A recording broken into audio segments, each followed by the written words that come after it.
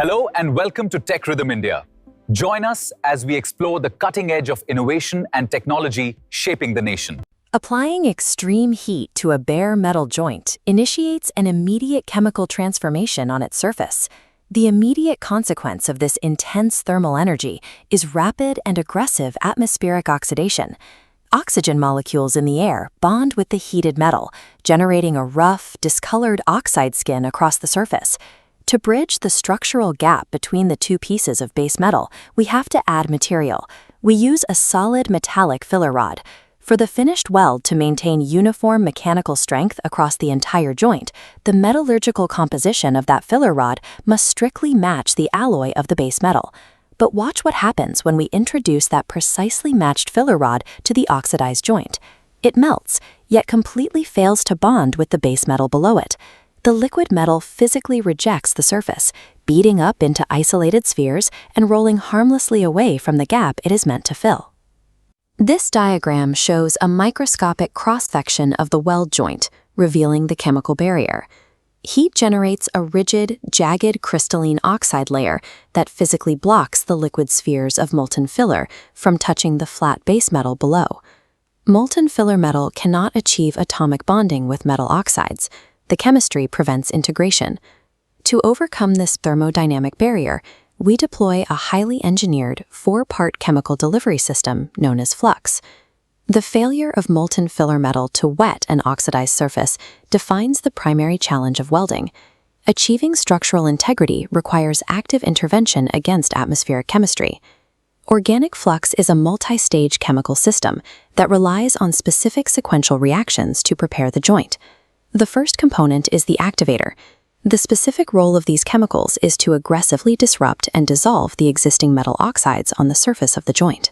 Milder activators utilize carboxylic acids, like oleic or esteric acid.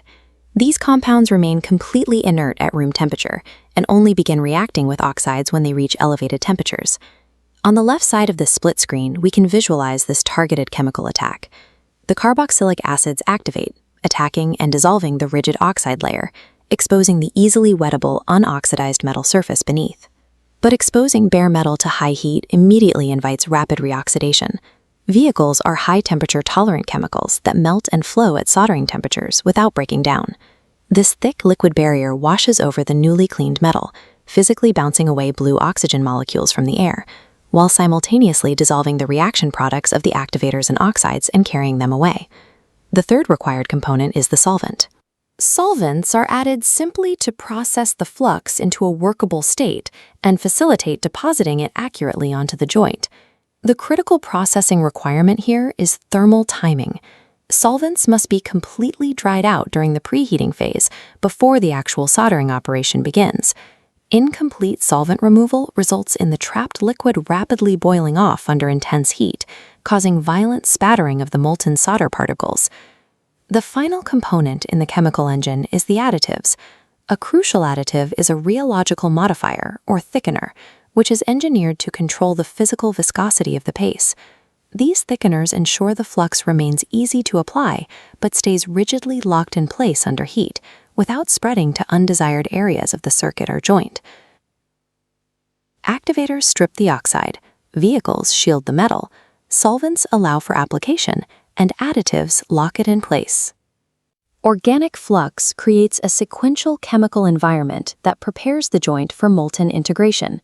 That organic engine performs flawlessly in low-temperature soldering, but shift the environment to the extreme temperatures of flame brazing, and the chemistry breaks down.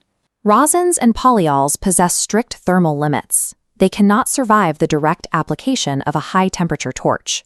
Apply a harsh blue flame to an organic flux paste, and it rapidly turns black, blistering and solidifying into a hard char. This resulting char physically impairs solder flow, rendering organic fluxes useless for flame applications. The high-heat alternative is inorganic flux. Inorganic compounds maintain their stability and survive extreme thermal environments without decomposing or burning up. They also operate with high chemical efficiency. Instead of relying on 4 separate components, single inorganic chemicals perform multiple roles simultaneously. The specific compounds used in these applications are typically borax, borates, and fluorides. Here, a single inorganic particle type, like a borate, is simultaneously acting as both the activator, dissolving the oxides, and the liquid vehicle shielding the molten pool.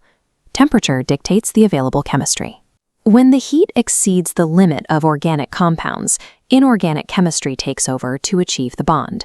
Increasing a flux's chemical strength highlights a specific trade-off in metallurgy, the relationship between activity and corrosivity. This chart maps out that relationship visually. The x-axis tracks activity, which is the flux's oxide-dissolving power. The y-axis tracks corrosivity, measuring the post-weld damage caused by the flux residue. Tin-based solders populate the bottom left quadrant, requiring low activity and resulting in low corrosivity. Tin-based alloys possess easily managed oxides. This allows operators to use milder, safe fluxes that leave behind non-corrosive residues. But difficult alloys like aluminum and magnesium present tough, resilient oxide chemistries that resist normal dissolution. Stripping the surfaces of these metals require highly active halogenide fluxes, or aggressive mineral acids containing chlorides and fluorides. Moving further up the scale, metals like beryllium, chromium, and titanium are classified as unsolderable in air, rejecting standard processes unless targeted with extreme chemical solutions. When we plot the fluxes required for aluminum, magnesium, and titanium, we see the increase in risk. They require extremely high activity, jumping to the extreme top right quadrant and carrying a massive corrosivity penalty. This creates an immediate cleanability crisis. Highly active halide residues left on the joint are extremely hygroscopic. If not carefully and completely removed, these residues absorb atmospheric moisture. The localized moisture initiates electrical shorts and drives rapid galvanic corrosion across the base metal. Over-specifying flux strength creates a high-risk environment. A joint with high mechanical strength can still suffer rapid structural failure through external corrosion if residues are not neutralized. A flawless joint requires strict calibration. The operator must specify an exact metallurgical match for the filler rod, paired with a perfectly balanced flux chemistry for the application. Beyond the internal corrosion risks, applying these highly volatile chemical systems in the field introduces immediate physical dangers. Glycol-based vehicles and organic solvents naturally vaporize during the application of heat, creating a localized cloud of flammable gas around the workspace. The precise threat mechanism lies in the temperature thresholds. These flux vapors possess low auto-ignition temperatures. Because of these low auto-ignition points, if the vapor contacts a hot surface or an exposed heating element during the preheating phase, it presents a severe, instantaneous flash fire risk to the operator. Reliable joining depends on controlling these corrosive and flammable chemical reactions. By managing the volatile interaction between heat, metal, and flux, we convert a chemical barrier into a unified metallic structure.